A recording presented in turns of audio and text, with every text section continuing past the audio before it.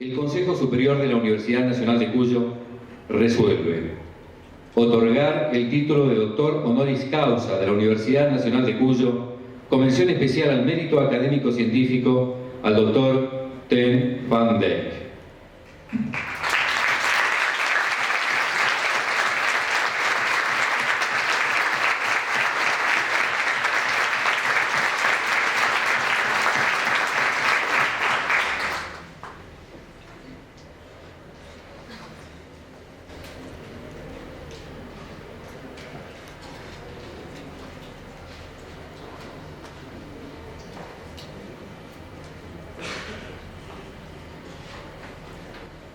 A continuación, el vicerrector hace entrega del diploma y resolución del Consejo Superior al doctor van Dijk.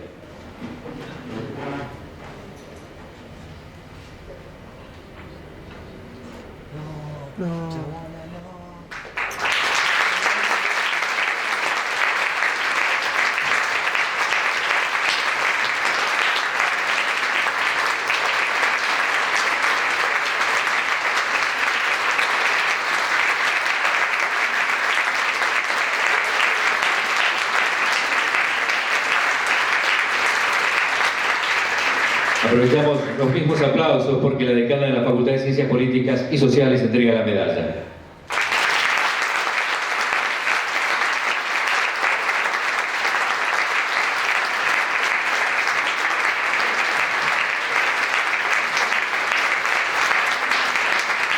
El vicerrector entrega además como obsequio el libro San Martín, su patria chica y la patria grande, homenaje de la Universidad Nacional de Cuyo al general José Francisco de San Martín.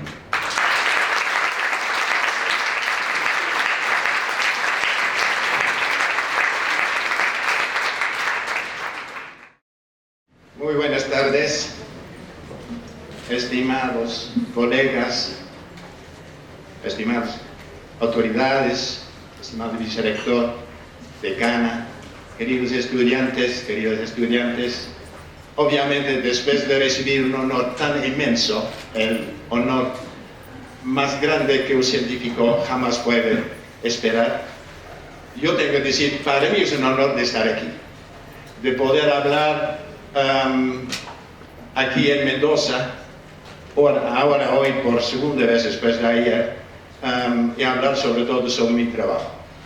Y lo que yo quiero hacer es, en breve, esbozar mi idea de lo que tiene que ser análisis y discurso hoy en día. Y lo hago resumiendo los pasos de los últimos 30-40 años que a mí me parecen pasos adelante en el análisis y discurso, que no solamente sea un análisis y discurso como lo aprendimos hace 40 años o hace 30 años, sino también cada vez hay cosas nuevas que podemos aprender. Entonces, la manera que yo quería resumir ese nuevo tipo de análisis y discurso es relacionar tres dimensiones fundamentales de las ciencias humanas y sociales. Primero, obviamente, como análisis de discurso, es el discurso mismo. Texto, habla, conversación, tipos de texto, narraciones, argumentaciones, todo lo que llamamos hoy en día discurso. Es la primera dimensión. La segunda dimensión, obviamente, es la dimensión de la sociedad. Si hablamos sobre discurso, también son actos sociales, son también prácticas sociales. Hablar, comunicar, también es social. Y lo hacemos dentro de contextos sociales muy variables.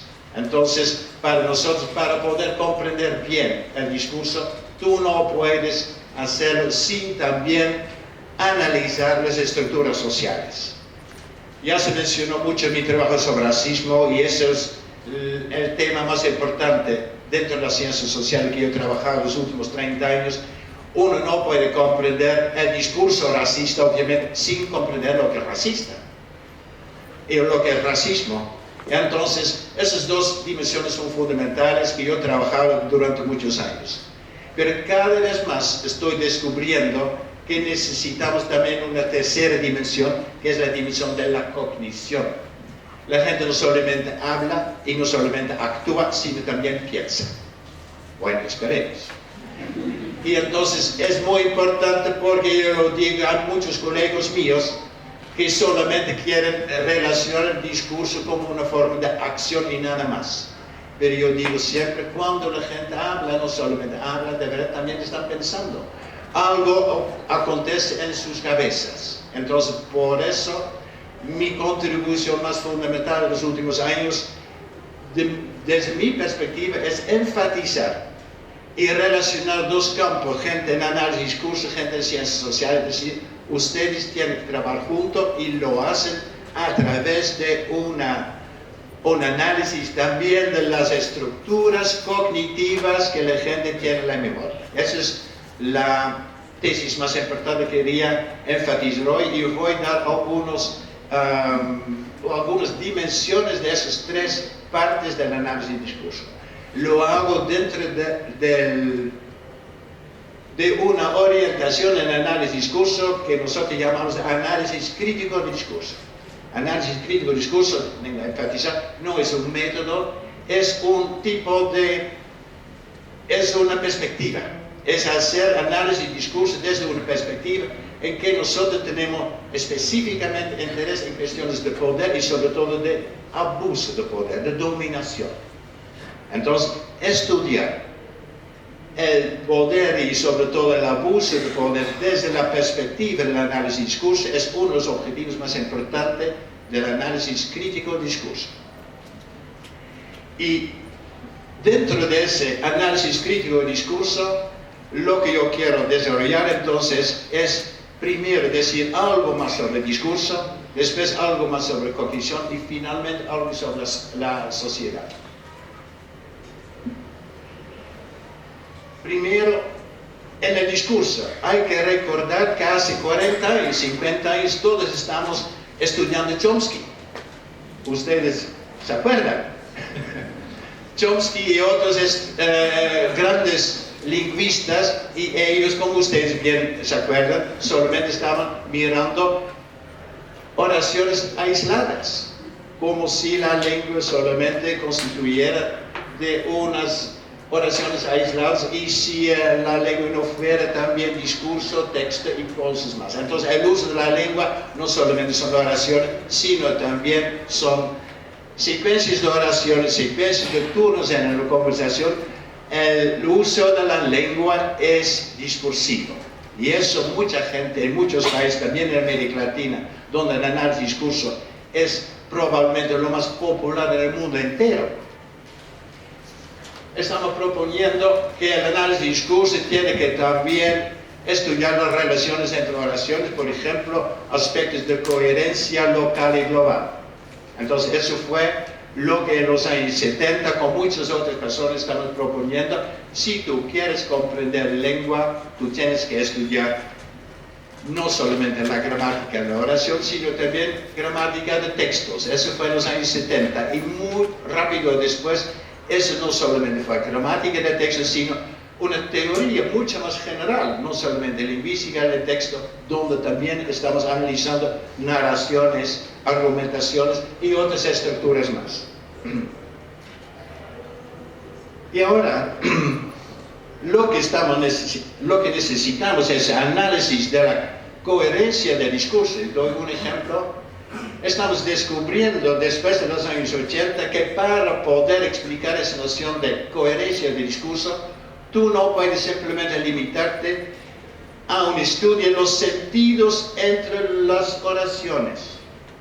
Lo que muchas veces, por ejemplo, en la gramática estructural del discurso, yo estaba en las clases de Greimas en los años 60, en términos de relaciones de sentido entre las oraciones. Ahora sabemos que no basta para explicar la coherencia del discurso, necesitamos también nociones cognitivas para poder establecer una coherencia entre oraciones en el discurso. Tú necesitas un modelo mental del evento sobre que trata el texto, y sobre ese modelo mental voy a hablar un poco más. Entonces aquí encontramos la primera necesidad. Por eso yo yo propongo hoy, hablando sobre ese triángulo, discurso, cognición, sociedad, que es una necesidad. Tú no puedes comprender el discurso sin introducir también nociones cognitivas, como por ejemplo modelos mentales, sobre que voy a hablar en un momento más. Entonces, ahora, la definición de la coherencia de un discurso es muy simple. Un discurso es coherente cuando tiene un modelo mental, tan sencillo. Y eso fue una cosa que tomó mucho tiempo. Cuando yo escribí un libro viejo que muchos de ustedes conocen, que se llama Texto y Contexto, con muchas de esas fórmulas que ya mencioné antes, yo no tenía idea sobre esas ideas fundamentales de la coherencia, porque todavía estaba con dos piernas en la lingüística donde no estaba saliendo. Para poder comprender esa noción, tú necesitas también nociones cognitivas. Y ahora, haciendo un paso mucho más adelante, ahora, después de muchos años y después de hablar sobre la pragmática del discurso muchos años, y después de la retórica del discurso. Entonces ahora tenemos tantas disciplinas, no solamente dentro de la lingüística, tenemos una semántica nueva del discurso. Estamos también ahora en mi último libro, que ahora estoy terminando, que se llama Discurso y Conocimiento. Estoy analizando cuáles son las estructuras epistémicas del discurso, cómo el conocimiento se manifiesta en las estructuras de las oraciones, en las estructuras también de lo que se llaman evidenciales, en las modalidades. Y hay muchas estructuras de discurso que son manifestaciones del conocimiento. Y otra vez, el estudio del conocimiento no es un estudio lingüístico, es otra vez un estudio cognitivo. Y otra vez, para poder comprender expresiones de modalidades, tópico y comentario, tópico y focus, estructuras lingüísticas ya conocidas desde mucho tiempo. Para comprender bien todas esas estructuras necesitamos otra vez estructuras cognitivas. Una de las cosas que yo quería enfatizar también hoy, que es un aspecto que viene de la lingüística del discurso, que es simplemente asumir que tenemos siempre por lo menos dos niveles de análisis. El nivel tradicional fue más bien local o micro, mirando palabras sueltas, oraciones sueltas, o tal vez relaciones entre oraciones. Sabemos ahora desde mucho tiempo que el discurso también tiene un nivel macro, que para poder comprender un tema, un discurso, un tema de una noticia no solamente es algunas palabras, sino es una estructura de sentido del discurso entero. Y esa relación entre micro y macro encontramos a todos los niveles de la lengua, no solamente en los sentidos, sino también en los actos de habla. Entonces, los actos de habla, que en inglés se llama speech, también tú tienes un nivel micro y un nivel macro. Tú también tienes una secuencia de actos de habla. Tú puedes resumir con un acto de habla macro. Todas esas dimensiones que estamos aprendiendo en los últimos años, en las últimas décadas. Resumiendo, análisis del discurso hoy en día, después de 40 años, tiene muchas dimensiones que en los años 70 simplemente no teníamos idea. Es mucho más que la gramática del texto, es mucho más que un análisis simplemente de estructuras lingüísticas. Necesitamos mucho más, y una de las cosas que necesitamos para comprender es esa dimensión cognitiva. Y sobre eso quería decir también algunas cosas. ¿Qué cosa exactamente es la cognición? Entonces, la cognición hoy tiene que ver obviamente con la memoria. Y ustedes todos conocen la distinción entre memoria a corto plazo y la memoria a largo plazo. Y para comprender el discurso necesitamos ahora un análisis un poco más detallado de lo que es esa memoria a largo plazo. En memoria a largo plazo tenemos una memoria que se llama más bien semántica. En la memoria semántica tenemos el conocimiento del mundo, lo que tenemos nosotros aquí y lo que compartimos como conocimiento del mundo, lo que es una mesa, lo que es una botella, lo que es agua, todas esas cosas es conocimientos que tenemos en común. Tú no puedes producir un discurso ni comprender un discurso sin ese conocimiento enorme sobre el mundo. Entonces, fundamentalmente estamos diciendo aquí, la producción y la comprensión del discurso es imposible sin enormes cantidades de conocimiento del mundo. Y dentro de la psicología, cada vez más en las últimas décadas, estamos aprendiendo cuál es la estructura de ese conocimiento en términos de conceptos, en términos de prototipos, en términos de guiones o scripts, y hoy en día también con la emergencia de la psicología, de la neuropsicología, cada vez más en términos de estructuras multimodales, que tienen que ver con todas las estructuras de nuestra cabeza. Por ejemplo, el conocimiento que tenemos sobre un coche ya no es simplemente un concepto que un coche es un vehículo, sino tiene que ver con todas las experiencias posibles con un coche. Por ejemplo, la parte visual, la apariencia de un coche, el ruido del coche tiene que ver con nuestra audición, nuestras experiencias de conducir un coche tiene que ver con la parte sensorimotor de nuestro cerebro. Entonces, nuestro conocimiento de coches es ahora una cosa mucho más multimodal que simplemente una estructura abstracta de los conceptos. Y ese es el conocimiento general. Yo quiero enfatizar otra noción muy importante que también mencioné ayer, pero que ahora quería elaborar un poco más, y es la noción de modelo mental. Y yo, esa noción de modelo mental, ya acabo de mencionar. Para poder comprender un discurso, tú necesitas construir un modelo mental de una situación. Tú lees el periódico y tú estás construyendo los sentidos del texto, y con ese texto tú estás construyendo lentamente un modelo mental del evento, de la situación, sobre qué habla el texto. Eso es un modelo mental. Y quería decir un poco más sobre esos modelos mentales, porque ahora trabajando en mi nuevo libro de Discurso en Conocimiento, estoy descubriendo que esos modelos mentales son aún más importantes que yo pensaba hace 30 o 20 años trabajando sobre esos temas con otras personas como Walter Kinch en Estados Unidos. Entonces, un modelo mental es ¿qué? Un modelo mental es una experiencia. Lo que te ocurre en la vida cotidiana, lo que hiciste esta mañana, está aquí en tu cabeza como un modelo mental. Si tú quieres contar una historia, lo que hiciste esta mañana, tú activas un modelo mental que tú tienes en la memoria. Si tú lees un artículo en el periódico, tú estás leyendo la expresión del modelo mental del periodista. ¿De acuerdo? Entonces, obviamente, el modelo mental es subjetivo. Tú mandas 10 periodistas al mismo evento y tú vas a tener 10 textos diferentes porque tienen 10 modelos mentales diferentes del evento que están cubriendo. Entonces, esa noción de modelo mental es muy fundamental. Entonces, resumiendo, porque lo escribí por primera vez todas esas cosas nuevas. Entonces, son nuestras experiencias humanas fundamentales, se representan aquí en nuestra cabeza como modelos mentales.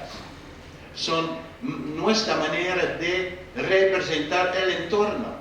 Nosotros solamente podemos sobrevivir como humanos. Entonces viene aquí un poco de psicología de la evolución. Nosotros solamente podemos sobrevivir en una situación. Viene un tigre en el bosque, depende del animal, depende. Para sobrevivir, tú tienes que tener una representación adecuada de lo que pasa. Si no lo tienes, no sobrevives.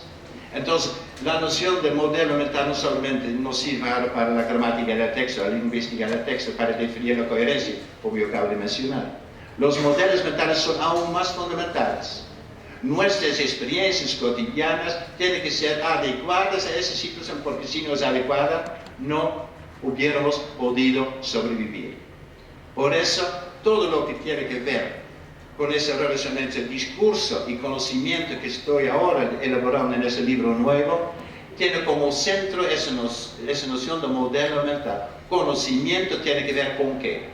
Con una representación adecuada en nuestro modelo mental del entorno en que estamos. Eso es conocimiento. Si es adecuado, si es falso, te come el tigre.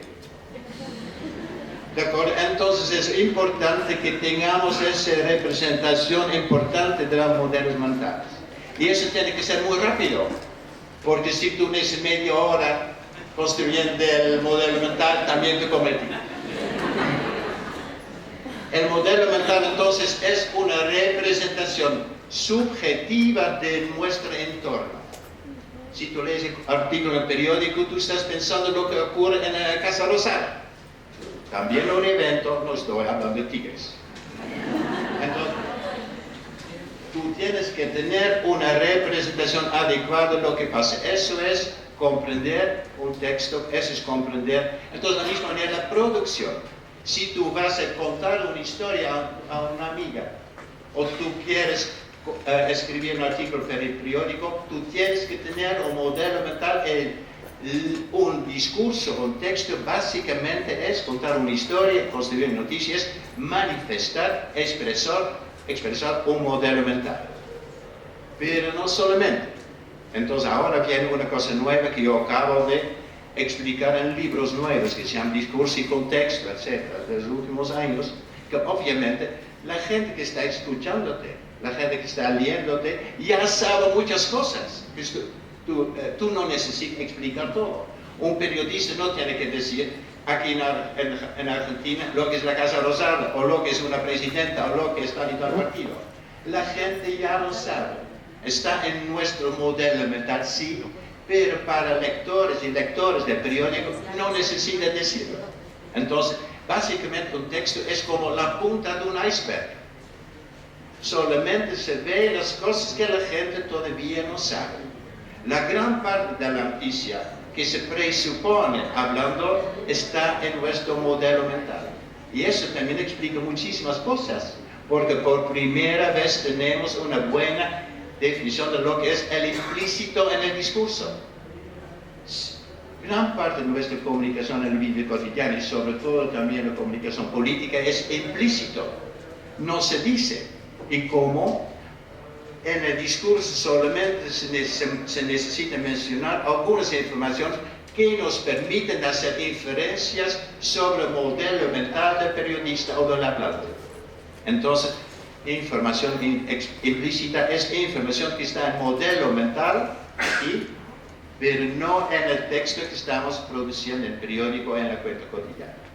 Entonces, tenemos dos modelos mentales. Un modelo mental sobre el evento, un modelo mental del evento sobre que el discurso habla, y también un modelo mental de situación de comunicación. Todos aquí tenemos un modelo mental que estamos aquí en la universidad, en este anfiteatro.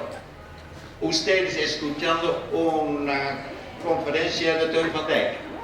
Todos ustedes tienen en este momento un modelo mental relativamente sencillo, con lugar, universidad en Mendoza, la hora, etcétera, etcétera. Entonces, con los participantes, con tal y tal roles y tal actos, etcétera. Y eso es el modelo de la situación de comunicación. Si tú lees el periódico, tú construyes un modelo mental. Estoy ahora leyendo, por ejemplo, Clarín, o depende del tema, La Nación, página 12, etc. Entonces, y depende de tu modelo mental, del contexto, cómo tú vas a leer el periódico. Porque entonces tú puedes tener el mismo texto en página 12, Clarín o La Nación, y tú vas a interpretar de una manera diferente. Y eso no porque está en el texto, sino en el contexto. En tu modelo de la situación de comunicación dice, La Nación es tal y tal periódico. O si tú eres más bien progre o más bien conservador, también vas a leer de una manera diferente. Otra vez, tú eres participante en una situación de comunicación. Entonces ahora sabemos que el discurso se controla por dos tipos de modelo.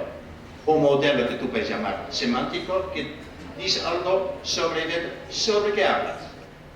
Y otro modelo que es el modelo de situación de comunicación, es el modelo en qué estás tú, como lector o como periodista o como hablante.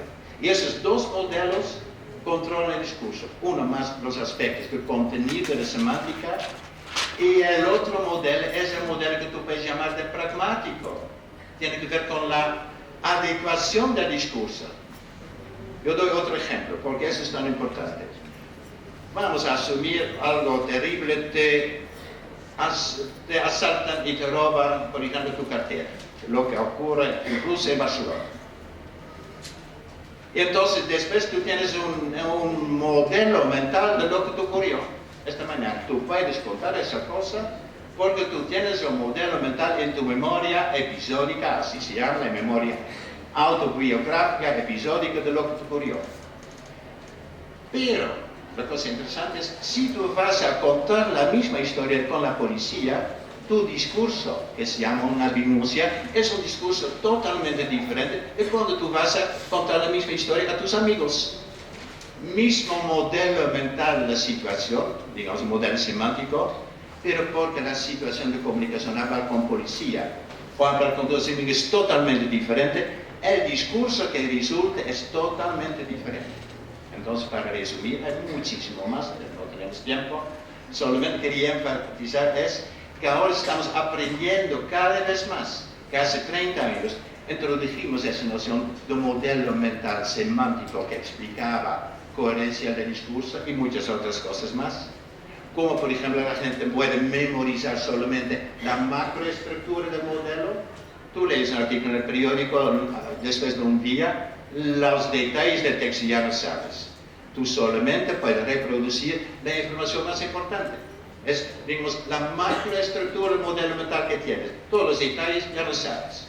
Ahora sabemos que el discurso no solamente se controla por ese modelo semántico, el contenido, el sentido del texto, sino también un modelo más bien pragmático, que adecua el discurso a la situación de comunicación. En una situación tú cuentas un chiste, en otra situación no puedes contar un chiste. Esas son algunas nociones fundamentales de la cognición, de la cognición que nosotros estamos analizando. Y entonces, la última dimensión, que es la sociedad. Y obviamente no hay tiempo ahora de analizar estructuras de la sociedad. Lo que sí me gustaría hacer es, porque varios de ustedes mencionaron mi trabajo sobre racismo. Y lo que me gustaría hacer como un tipo de conclusión es tratar en 3 o 4 minutos, resumir lo que es para mí el racismo. ¿De acuerdo? Entonces, primero, muchas veces el racismo se asocia aquí o en Europa con la extrema derecha. Yo creo que es falso. El racismo está en la sociedad entera. Está de todos lados.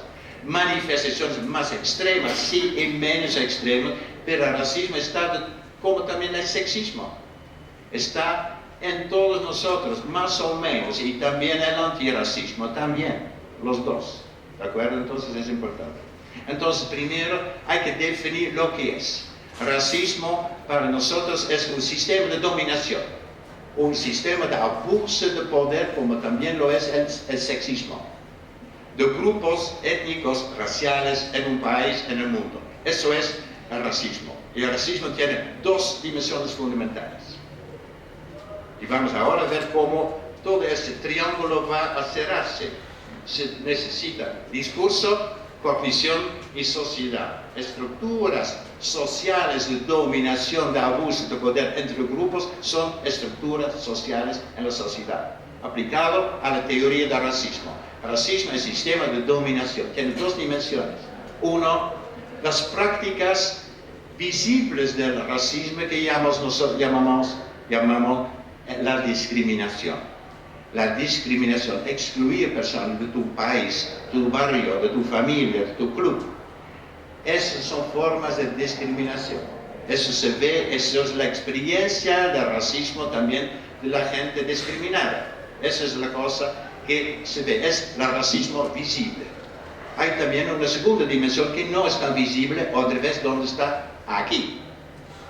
El racismo está también en nuestras cabezas en formas de prejuicios, en formas de ideologías racistas. Y la parte visible, la manifestación del racismo en términos de actos de discriminación no son posibles si tú no tienes también aquí estructuras ideológicas racistas que hacen la distinción entre grupos diferentes, entre blanco y negro, entre indígena y no indígena.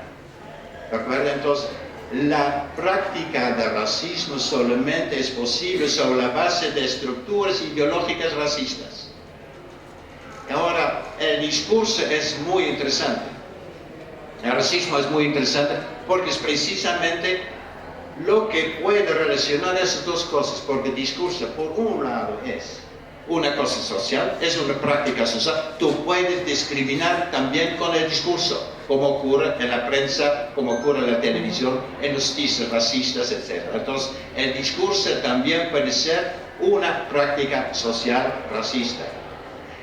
Pero el discurso es mucho más potente, mucho más importante, porque los prejuicios racistas que están en nuestra cabeza, ¿de dónde vienen?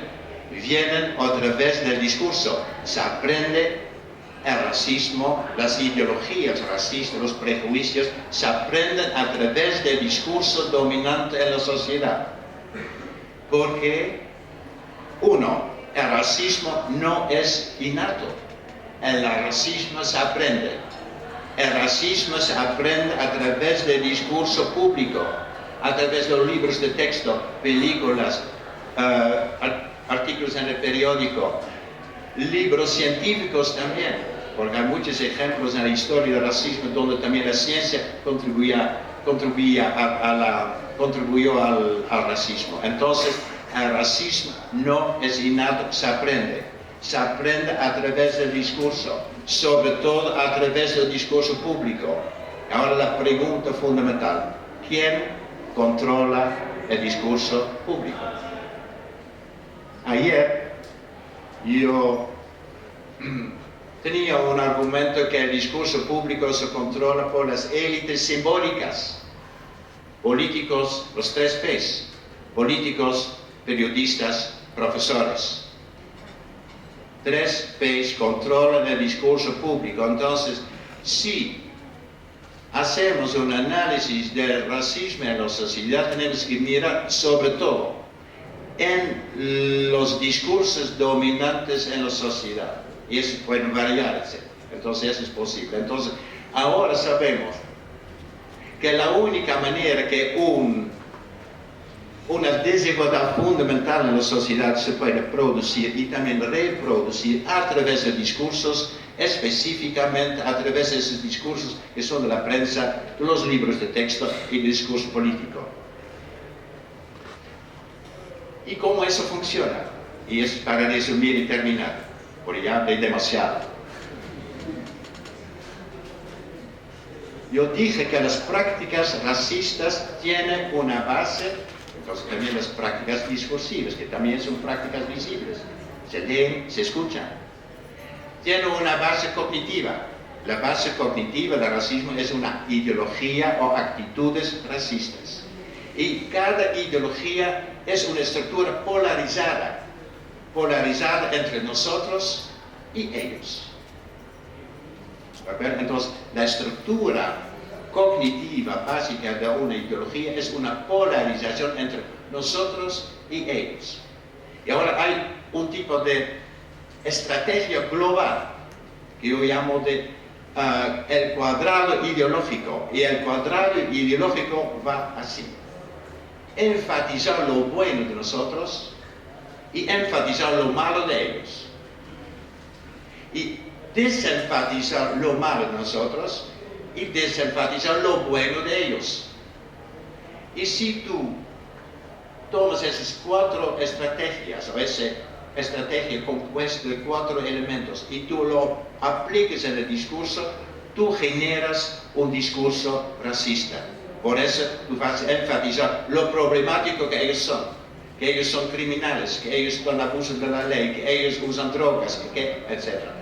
Todo lo que se puede negativizar sobre el otro grupo son ellos. Y nosotros somos progres, nosotros avanzados, nosotros somos modernos, nosotros ayudamos al tercer mundo, etcétera, etcétera. Todas esas cosas que tú vas a encontrar, enfatizar lo bueno de nosotros. Y también al revés, si ellos contribuyen a nuestra cultura, inmigrantes, minorías, Sobre eso no se habla mucho. Por ejemplo, inmigrantes en Europa, no va a salir cada día en periódico cuánto ellos contribuyeron a nuestra economía. Por ejemplo, en Holanda, que es un país ahora muy rico gracias a los inmigrantes del mundo entero. ¿Tú vas a leer eso cada día en periódico? No. Y también no solamente desenfatizar, mitigar o olvidar las contribuciones de ellos, sino también desenfatizar, negar lo malo de nosotros, sobre todo nuestro racismo. Entonces, nuestro racismo no es algo que tú vas a encontrar en la primera página del periódico. Entonces, otra vez, si se habla sobre racismo en nuestros periódicos, otra vez son otros grupos. En el pasado, como ya dije ayer, en el pasado, en otros países, en Sudáfrica, en la época del apartheid, o en términos de la segregación de Estados Unidos, en nuestro pasado, etc., no es con nosotros hoy en nuestros grupos. Entonces, ahora tú notas cómo va. Tú notas estructuras sociales como el racismo, solamente se puede producir a través del discurso público, así como aprendemos el racismo. ¿Y cómo lo hacemos? A través de un aprendizaje de ideologías racistas. Y esas ideologías racistas están controlando nuestra práctica racista en cada día. Entonces tú ves ahora cómo esas tres dimensiones fundamentales van juntas. Es de verdad una triangulación necesaria para cualquier tipo de análisis y discurso que tiene que ver con aspectos sociales. Tú necesitas la cognición para hablar, por ejemplo, sobre modelos mentales. Tú necesitas la estructura social para comprender cuál es la estructura de un discurso racista que tiene que ver con la polarización entre endogrupos y exogrupos. Estructura social tiene una representación en nuestra cabeza en ideologías, y esas ideologías están controlando cómo nosotros hablamos sobre otras personas de una manera muchas veces negativa. Hay mucho más, pero no mucho más tiempo. Gracias.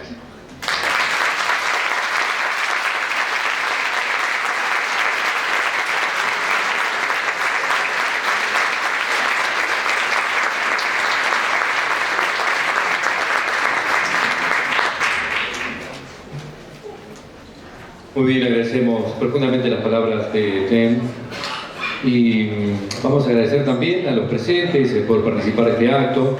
Los invitamos a todos y a todas a continuar con las actividades previstas para el resto de la tarde en la Facultad de Ciencias Políticas y Sociales. Muchas gracias, Ten.